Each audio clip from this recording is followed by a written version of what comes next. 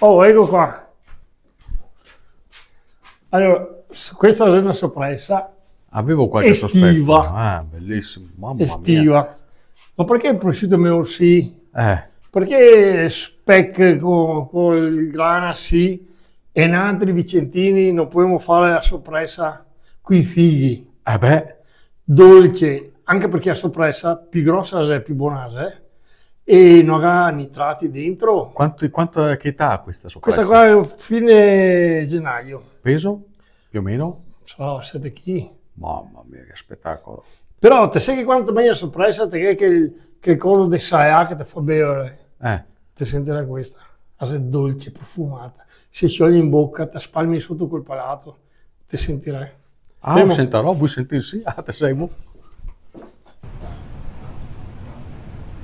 Questo è uno dei momenti che io adoro. Anche a me. Cioè, dico, mamma, Senti, mamma, guarda.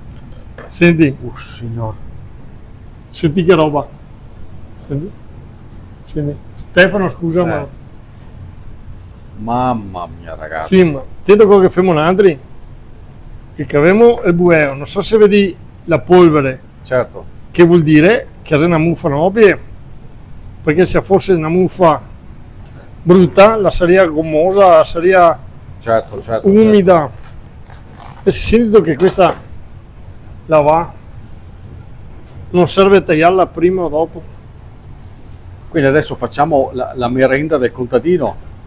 Devo sempre fare una roba fresca.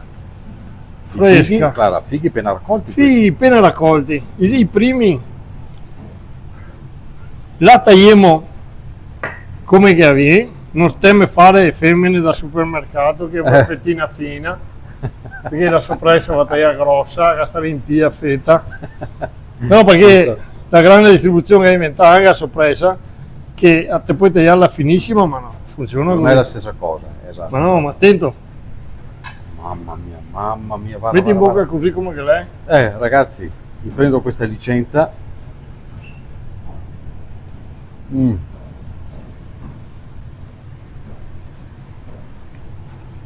Non parti scarsi. Dico, io ti voglio bene, lo sai vero? Senti che roba. Mamma che roba.